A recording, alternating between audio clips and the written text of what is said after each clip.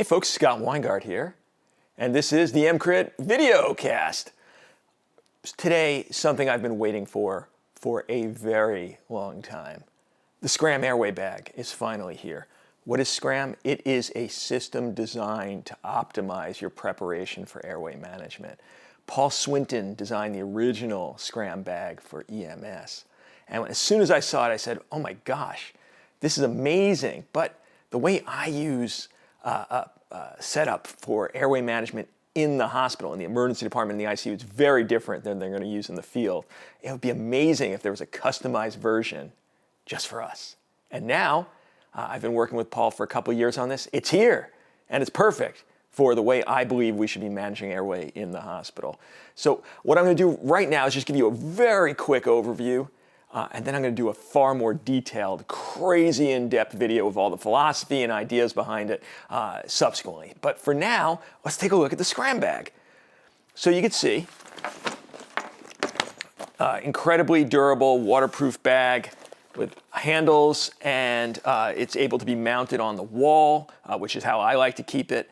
And when you open it up, you really have two separate sections.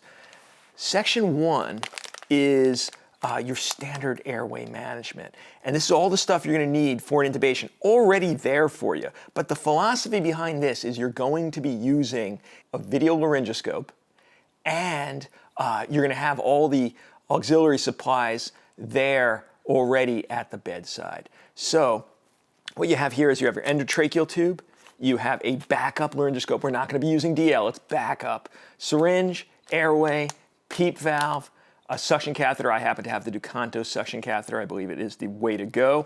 The airway securement device, a bougie, and a backup stylet, a hyperangulated stylet.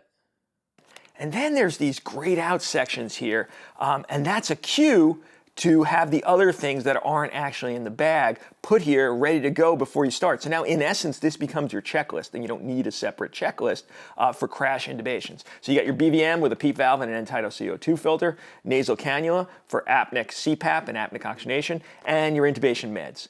Amazing. Now, this top section really is backup supplies. So you have a space for a variety of supraglottic devices. My preference is the iGel. We have, since we're in the age of COVID, a bacterial and viral filter.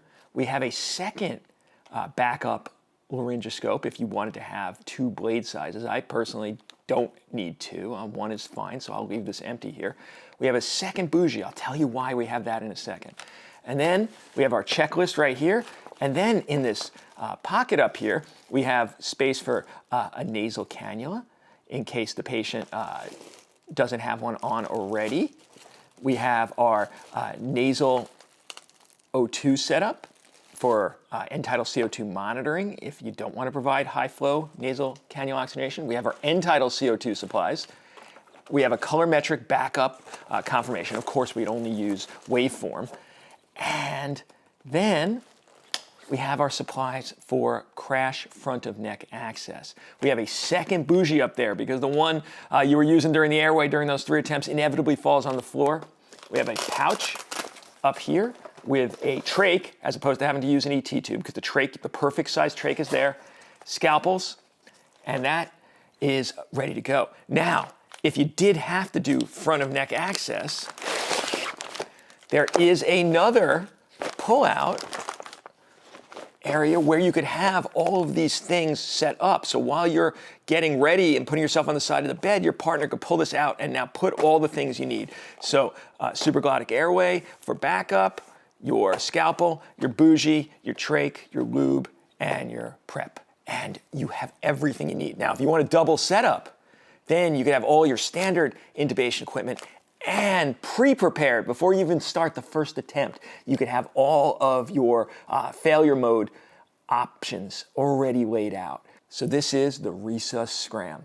Again, if you have adopted the EMCrit philosophy of airway management, this will be right up your alley. Whether you keep one of them for crash airways where you don't have time to prepare, or you're doing this on every single intubation, this setup is the ideal way to have everything laid out in a dump kit format such that you do not have to go scrounging to find equipment in the midst of airway management. If you're interested in getting one of these bad boys, go to emcrit.org/scram. That is emcrit.org/scram.